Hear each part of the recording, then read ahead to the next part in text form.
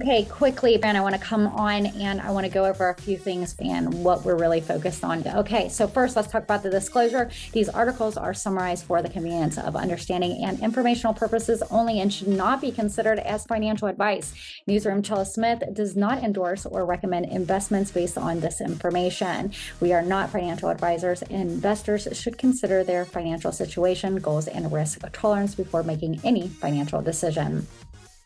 Okay, Iraq and other countries like South Korea, Indonesia, Zimbabwe, Vietnamese, like the Dong, and many other countries are said to reset in the global stage. The global reset, and inside the global reset is the currency reset. Going on right now in 2016 is when I became a part of the global reset, learning more and more and more. However, you hear that the elites have said that the global reset was a scam. Then in 2020, they came out with the welcoming of the Great Reset.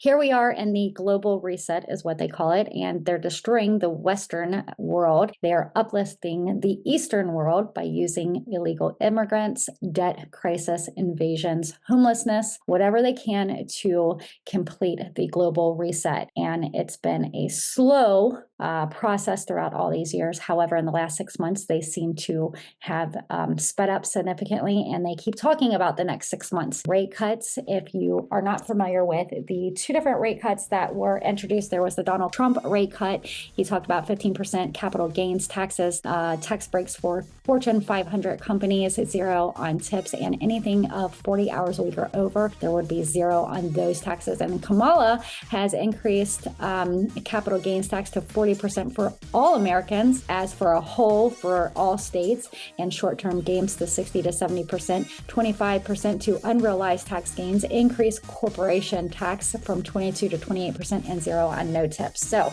it's important to have learned how to become your own central banker during this time, collecting hard assets like gold, silver, oil stocks, investments, having reset currencies and cryptocurrencies, having stacked dividends and portfolios and crypto portfolios, or maybe you have crypto stock staking in some of your portfolios. I sure do. Maybe you have crypto dividends where you have gains monthly, or even there is some rewards that you can gain. However, I don't endorse or educate in any of those areas, but I make everybody do their own homework when it comes to investments. Okay, so now that we're waiting on Iraq to revalue or return to an international stage with a full supply and demand of their currency, there may be restrictions on certain exchanges, and we'll have to wait for the U.S. Treasury to let us know what's going on with those, or what the compliance is. Or the banks in Iraq, they're working on implementing their different reform strategies. They're talking about things happening in the next 6 months. The CBI is supposed to end currency auctions at the same time.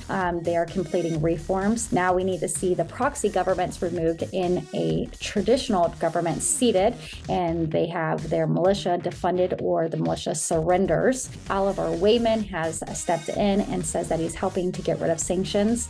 Again, also says that it takes about 6 months. So there's that 6 months mark again. Now, we're not saying this is going to happen within the next 6 months, but we're looking to the next 6 months. Personal status laws, marriage of minors law in Iraq is a big deal right now. I'm not for it at all, and I want to make that very clear. There's 150 laws that need to be passed, and lawlessness country of Iraq can't happen. They have to have these laws implemented. We have all these prime ministers, and they haven't passed any of these important laws. We've had Abadi, we've had Mustafa Kahimi, and now we have al-Sudani. And while being also monitored by the IMF, the World Bank, the BIS, the US Treasury, and the Federal Reserve, and other countries like the United Kingdom, the United Nations, and they have no laws and have been being monitored by all of these people, which is strange. Why haven't these laws been implemented? So no laws is why they can't get away from the central bank auctions, but even then, these auctions are a big problem, and it's because everybody's going to be watching them. So again, they are using this money to fund militia. and corruption in the Middle East. So we need to see them get rid of those, in my opinion.